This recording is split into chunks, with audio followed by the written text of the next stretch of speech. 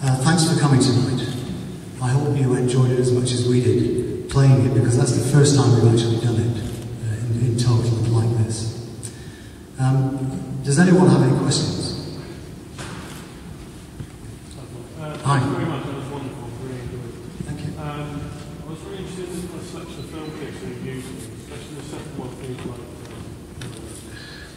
Last Year at Marienbad that you're using. It seems to be reflecting the kind of unusual time structures in the text and those kind of reflections, elaborate high qualities. And I'm wondering about how you've gone about the process of this in terms of where has that film come in, your influence, because I think Hiroshima Mon Amour's the same director. Oh, no, you wrote a song as well. So where that's come in and where the visuals are coming as well. And also, does this mean that this is another project you can't release? Because it's copyright. At the moment, yes. Yeah. Well, I've been very interested in repurposing films, in other words, stealing them and making them into something else for a long time now, because the technology makes it possible. So it's going to be done, and it is being done all over the place now.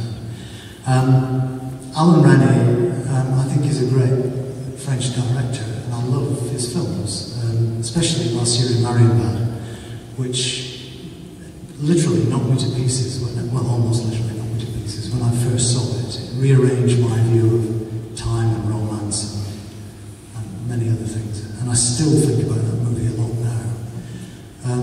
And it was another clue to the making of The Quiet Man all those years ago.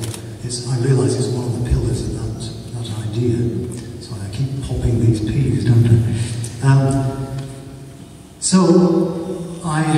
I love Last Year in Marienbad, and the style of that movie is like film noir transposed back into European film. So for me it's perfect, it's got both those elements.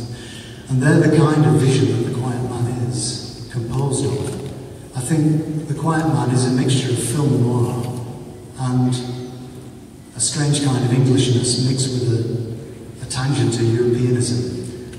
And I'm trying to make something out of that compound. And I've been trying to do it all my life with music as well.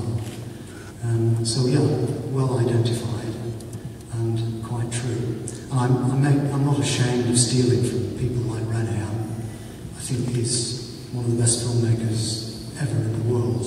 No one has made a movie like Last Year in Marienbad ever, still. And no one ever will again, I think. So I'm very pleased to have been able to steal at least a small part of that from him. I'd like to...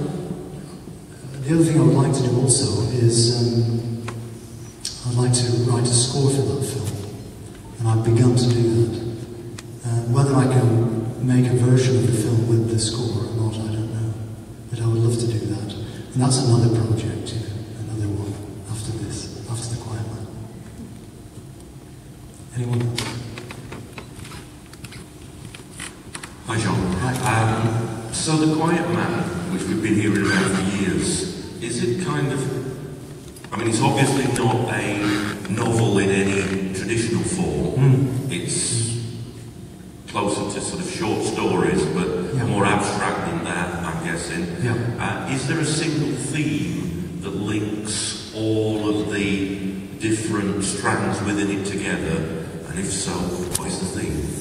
Themes? Yeah, there are several themes, aren't there? But I think the idea of trying to live in a city is basically what the theme is, and how you do that.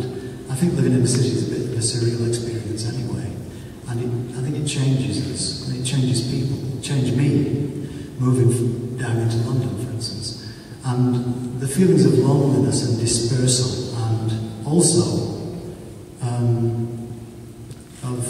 of joining in with a place as well, in a different way than is available in any other situation, I think, is important, and something I try to get into the idea of The Quiet Man. I really do think cities changes a lot, and I try to map that a little bit with The Quiet Man. It's a sort of lonely, romantic experience of someone who is against the odds, trying to maintain dignity and hope and romance. Whilst you're thinking about reworking film and so forth, there seems to be something in there about reworking dying cultures. I mean, particularly in that first film that we saw, in that, I mean, the whole Cathedral Oceans idea of plant life breaking through the buildings. I mean, I don't want to know why that has happened, but I find that the whole, is that something that you're aware of, that we rebuild our cultures from within in a way, I guess? Absolutely, I think it's very important, that idea of regeneration and regrowth is important. If that doesn't happen, you die. You know, you either regrow or die. And sometimes things have to fall apart before that can happen. We may be at that stage now, I don't know. But it's something a sensation I used to get when I was walking around London, that I felt one day I might live to see it all overgrown. It was just a very strong vision, if you like, that I had a lot, and still get. I think it's related to all kinds of things, isn't it? There are the old ruins that aristocrats used to build in their gardens so that they could reflect on mortality and how things change.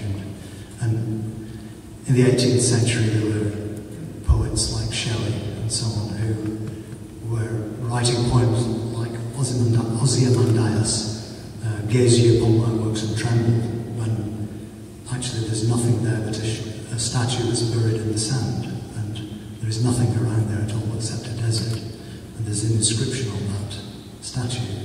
So you're brought into a reflection of times that are drifting away and changing. But I think also in that there's hope, because there's a lot of regrowth and the sensation that nature is allowed to come through and have a play, and we get a chance to reassess things as well. So that all those themes are present as well, I think.